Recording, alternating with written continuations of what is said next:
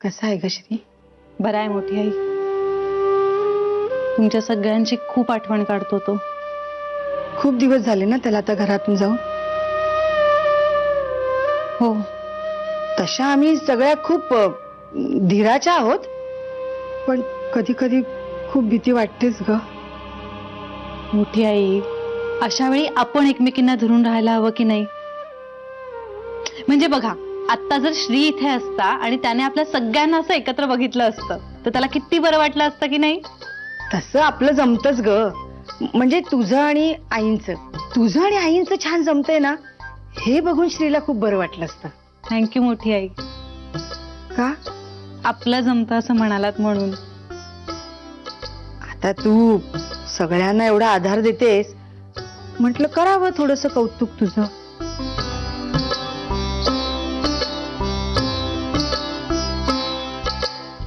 जान्हवी, ऐक ना, म्हणजे एक करशील?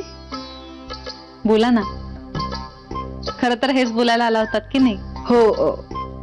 नाही नाही, तू दूध कसं प्यायला हवं हे सांगायला आले होते. बरं, पण मग आता बोलता बोलता जो नवीन विषय सुचलाय तो पण बोला ना. मला आत्ताच असं सुचतंय की तुझं आणि आईंचं आता छान जमतंय, तर तूच हळूच आईंना सांग ना की तुम्ही पुढाकार घ्या आणि समेट घडवून आणा. ओके, सांगते. नक्की नक्की सांगशील? तू आईना सांग त्यांना श्रीला आजच घेऊन या. नको नको, आज नको, उद्या घेऊन यायला सांग. म्हणजे काय, आज जरा साफसफाई करायला हवी ना, त्याला घरी आल्याला असं बरं वाटलं पाहिजे, नाही का? अगदी आज उद्यामध्ये थोडं कठीण आहे, पण तो खूप लवकर परत येईल.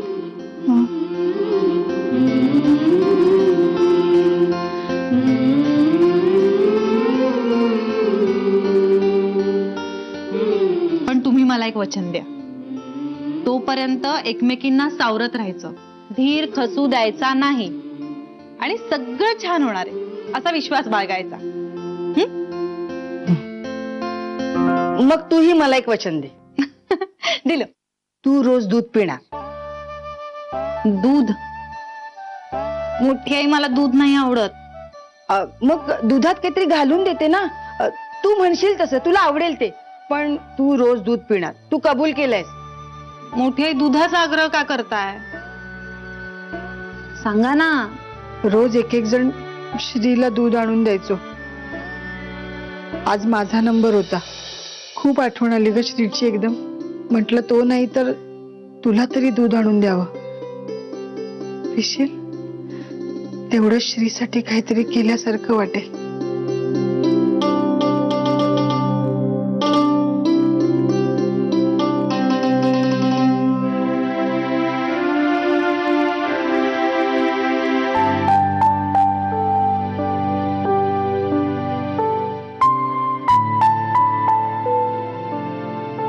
किती प्रेम आहे तुम्हा सगळ्यांचं श्रीवर.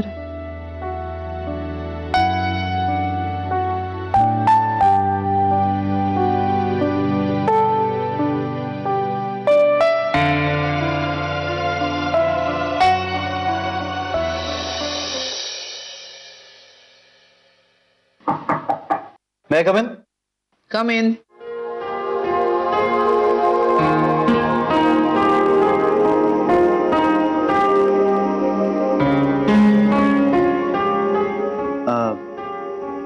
मॅडम, थोडं बोलायचं आहे. बसा, शांतपणे बोलू. नाही, मी बसणार नाहीये, पण जे काही बोलायचं ते खूप कठीण असलं तरीही शांतपणे बोलण्याचा प्रयत्न नक्की करेन. बोला, मी ऐकते. फर्स्ट थिंग फर्स्ट, लवाटे मॅडमनी असा काय मोठा गुन्हा केलाय की तुम्ही त्यांना डायरेक्टली कामावरनं काढून टाकण्याची शिक्षा दिली? मला वाटलं तुम्ही बोलणार आहात, पण तुम्हाला प्रश्नच विचारायचे असतील तर माझी हरकत नाही. तुमच्या प्रश्नाचं असं उत्तर आहे की त्यांनी काहीही गुन्हा केलेला नाहीये. पण मग न केलेल्या गुन्ह्याची इतकी मोठी शिक्षा? तुमच्याच म्हणण्याप्रमाणे मी या कंपनीची सर्वेसर्वा असेन तर कोणाला कंपनीत ठेवायचं, कोणाला काढायचं हा अधिकार माझा आहे, नाही का? अहो, पण अशाने तुम्ही त्यांच्यावरती अन्याय करताय. याला अन्याय म्हणतात. कंपनी जॉईन करण्यापूर्वी त्यांची जॉईनिंग लेटरवर सही घेण्यात आलेली आहे. त्या लेटरमध्ये या कंपनीची वेळ स्पष्टपणे लिहिलेली आहे. आता त्यांनी वेळ पाळली नाही हा काही कंपनीचा दोष नाही. जर त्यांनी गुन्हा केला नसेल तर कंपनीला सुद्धा त्यांच्या उशिरा येण्यामुळं नुकसान करून घ्यायचं काही कारण नाहीये. म्हणूनच त्यांना कामावरून काढून टाकण्याचा निर्णय घेण्यात आला. चुकीचे पायंडे पाडणारी माणसं वेळीच दूर केलेली बरी अशा मताची मी आहे. पण मग असं असेल तर मग ही कंपनी चालवायला माझ्या हातात द्यायलाच नको होती तुम्ही. कारण जसं तुम्ही म्हणताय तसे मीही अनेक पायंडे पडू दिलेत आजवर या कंपनीत, आणि मला नाही वाटत ते कुठे चुकीचे आहेत. म्हणजे कधीतरी तुमच्या लक्षात येईल की कंपनीत अशा अनेक गोष्टी चालू आहेत ज्या कुठेही कागदोपत्री लिहून ठेवलेल्या नाहीयेत. हा म्हणजे याचा अर्थ असा अजिबात नाही की मी कायद्याला धरून काही करत नाही. इथे बेकायदेशीर असं काही घडत नाही.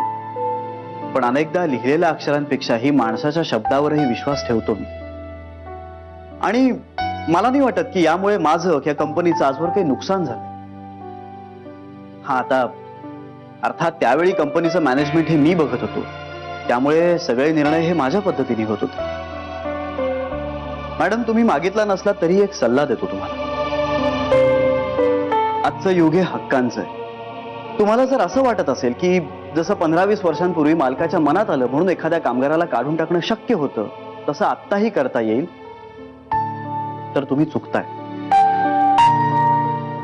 मॅडम, या सगळ्या प्रकरणाला काही वेगळं स्वरूप येऊ नये इतकंच वाटतंय मला. आणि या सगळ्यामुळे तुम्हाला त्रास होऊ नये असं मनापासून वाटतंय. म्हणजे तुम्ही हे सगळं माझ्या हितासाठी करताय?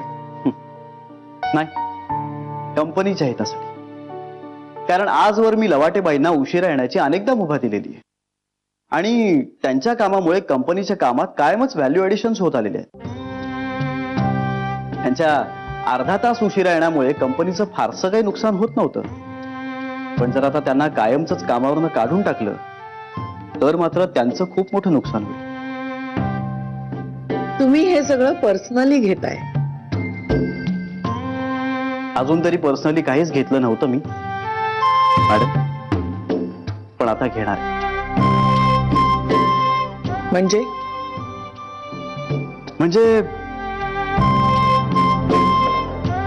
हे तुम्ही माझ्याकडे पाठवलेलं कॉन्ट्रॅक्ट. आता मुद्द्याचं बोललात. केलीच सही त्यावर? मॅडम, कुठलाही नोकरदार माणूस या कॉन्ट्रॅक्ट वरती सही करणारच नाही. इतके चुकीचे मुद्दे आहेत त्यात. मिस्टर गोखले, आज तुम्ही माझ्या चुका काढायचं ठरवलेलं दिसते. हरकत नाही, पण मला परत परत माझ्या या कंपनीतल्या स्थानाची आठवण करून द्यायची वेळ आणू नका. आहे ते असं आहे. या कॉन्ट्रॅक्टवर सही करा, नाहीतर मला इतर लीगल ऑप्शन्सचा विचार करायला लागेल. तेच म्हणालो मी की अजून कायदा, शिस्त, स्थान हे मुद्दे आले कसे नाही. ठीक आहे, मीही स्पष्टपणेच सांगतो तुम्हाला, मी या कॉन्ट्रॅक्ट वरती सही करायला तयार आहे.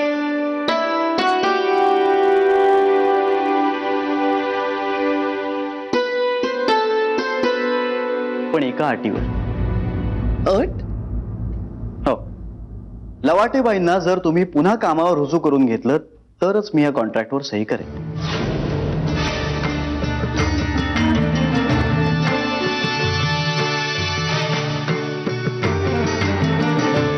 कसला विचार करताय? करू ना कॉन्ट्रॅक्टवर सही. थांबा.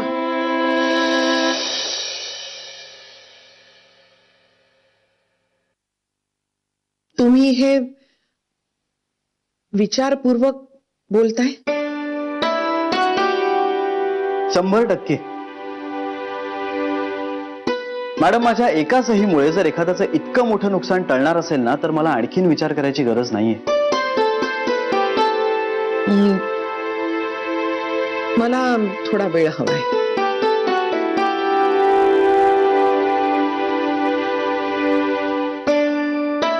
ठीक आहे, तुम्ही विचार करा, वेळ घ्या आणि मग सांगा मला.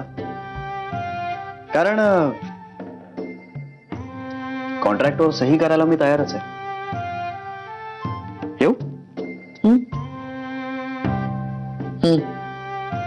थँक्यू.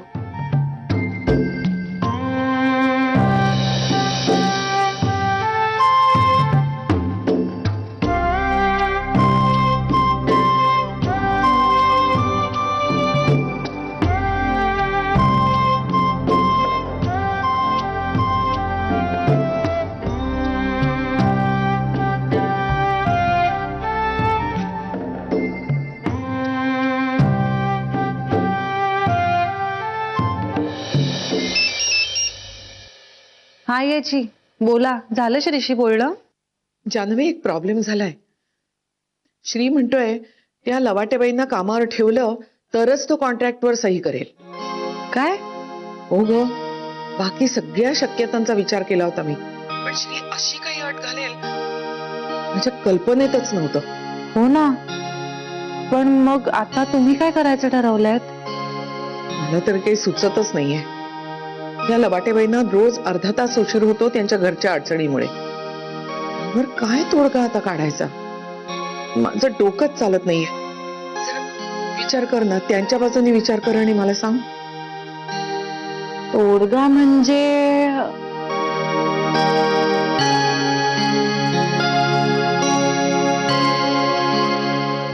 आई याची एक 2-3 उपाय सुचत आहेत मला. जर कंपनीकडून आपण त्यांना रिक्षाचे पैसे देऊ शकलो तर त्यांचा बसने येण्याचा वेळ वाचेल, किंवा मग कंपनीने जर मेडिकल ग्राउंडवर त्यांना लोन प्रोव्हाइड केलं तर त्यांच्या मुलाचं ऑपरेशन होऊ शकेल लवकर आणि त्या नवरा बायकोचे कष्ट वाचतील. किंवा त्यांच्या जर मिस्टरांना आपण आपल्याच कंपनीत काम दिलं तर ते दोघंही कदाचित वेळेवर पोहोचू शकतील. आणि समजा ह्याच्यातला कुठलाच जास्तीचा खर्च आपल्याला करायचा नसेल तर कंपनीमध्येच कमी पगारावर पण एखाद्या वेगळ्या डिपार्टमेंटमध्ये त्यांना काम द्या, म्हणजे त्यांच्या उशिरा येण्याचा कुणाला त्रास होणार नाही. चांगलं सुचवलंयस. मी याच्यावर विचार करते आणि लगेच श्रीला बोलवून घेते. तू लगेच सही करेल. नाही आय्याजी, म्हणजे लगेच नका बोलू. अगं पण तोडगा निघाला की तो लगेच सही करेल ना. नाही आय्याजी, तुम्ही थोडा वेळ घ्या. म्हणजे सगळं लगेच असं देऊन नका टाकू त्याच्या हातात. शेवटी त्याच्या मनासारखंच होणार आहे, पण त्याची किंमत म्हणून त्याला निदान आजची रात्र टेन्शन मध्ये घालवू दे. बरोबर बोललीस. मी घाईघाईमध्ये चूकच करणार होते बघ. ठीक आहे, वाट बघूया. Okay, bye bye bye.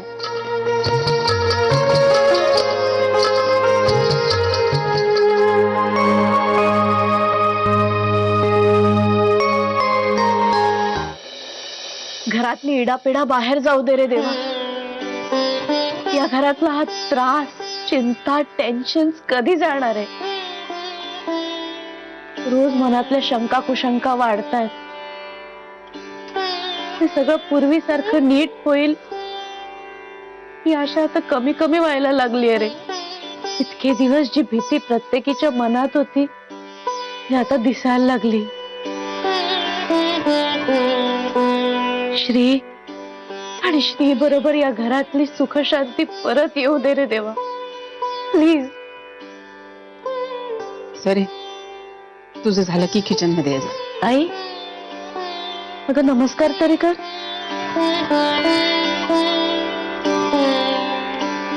आई, काय झालंय तुला? सरे, नका ना मला सारखं सारखं असं विचारू. आपल्याला सगळ्यांना काय होतं हे आपल्याला माहितीये ना. अगं पण त्याचा राग देवावर का काढायचा? मग कोणावर काढू सरे, कोणावर काढू? तुझी अवस्था समजतेय ग मला. मग का विचारतेस हा प्रश्न सरे? या सगळ्याचा ना शीण होतोय मला. हे घर सोडून गेले तेव्हा अशीच कोलमडून पडले होते मी, पण तेव्हा निदान तरुण होते मी. पुढे बघायला श्री होता समोर. श्री अजूनही आहे, जान्हवी आहे, श्रीचा भविष्य काळ आहे. पण तू निराश होऊ नकोस ग. अजूनही सगळं चांगलं होणार आहे. सरे या सगळ्या शब्दांवर ना विश्वासच नाही उरलाय माझा. श्री लहान होता ना तेव्हा तेव्हा एक विचित्र भीती वाटायची मला. याला काही होणार तर नाही. मग वाटायचं याला आपल्यापासून कोणी हिरावून नेईल का. श्री थोडा मोठा झाल्यावर भीती वाटायला लागली. याची बायको आपल्याशी चांगलं वागेल. आपण म्हातारं झाल्यावर आपल्याला श्री सांभाळेल. इतक्या साध्या अपेक्षा होत्या ग माझ्या. फार मोठी स्वप्न कधीच पाहिली नाहीत मी आयुष्यात. फक्त श्रीनी आपल्या जवळ असावं. इतकी साधी अपेक्षा का पूर्ण होऊ नये माझी सांग. होईल ना ताई, पूर्ण होईल. कधी होईल पूर्ण. मी अनेकदा विचार करते काय चुकलं आपलं. जन्मवेळ खरे जन्मवेळ चुकली माझी. म्हणून हे नशीब घेऊन आले मी. आधी नवऱ्याने टाकलं. माहेर उरलंच नव्हतं. आता तर मुलगाही गेलाय सोडून. आणखी काय काय दिंडवडे बघायचे राहिलेत कोणाच ठाऊक. म्हणूनच देवाकडे काही मागायचं नाही असं ठरवलं मी. नाहीतरी तो काही ऐकतच नाही. तसं नाहीये ताई. देव ऐकतो, नक्की ऐकतो. हो ना. सरे इतकी वर्ष तू देवाची पूजा करतेस. तुझं ऐकलं देवानी.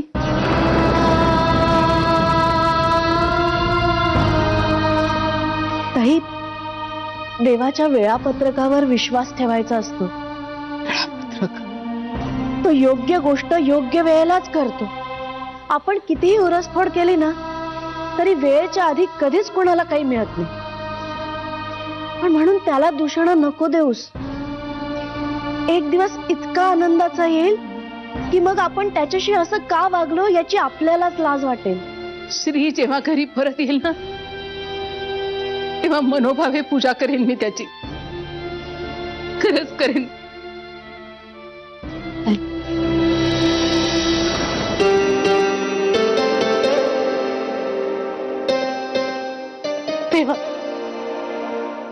तेव्हा ताईची ही अवस्था बघवत नाहीये रे. प्लीज श्रीला लवकरात लवकर परत यायची बुद्धी दे प्लीज.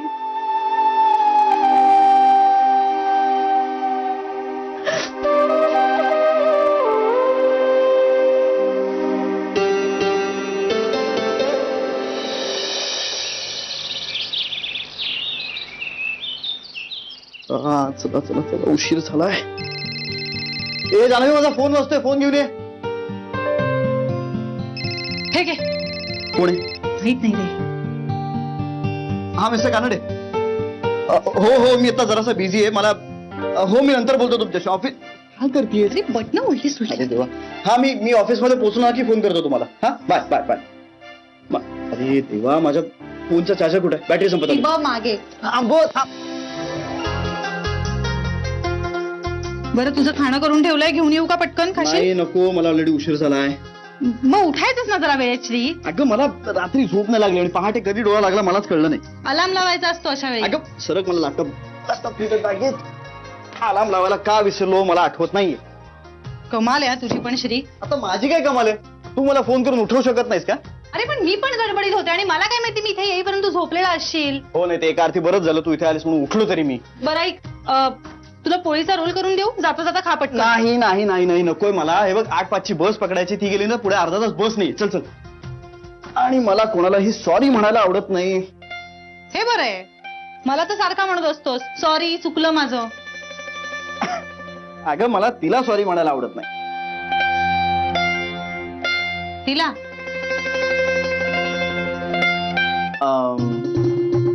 अगं त्या मॅडम नाहीत का माझ्या ऑफिस मधल्या, सारख्या लेट येतात त्या.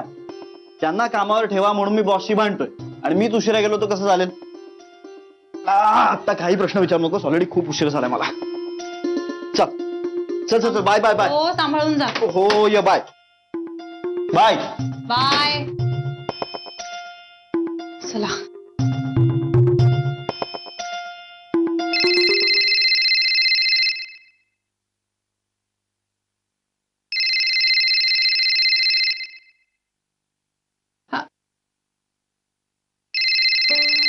अरे देवा.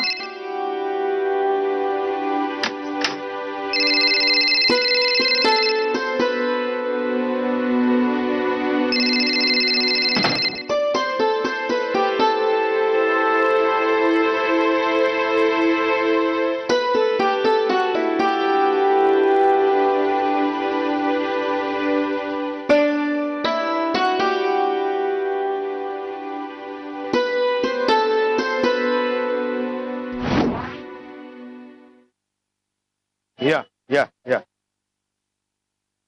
ओ 8ची बस गेली का हो?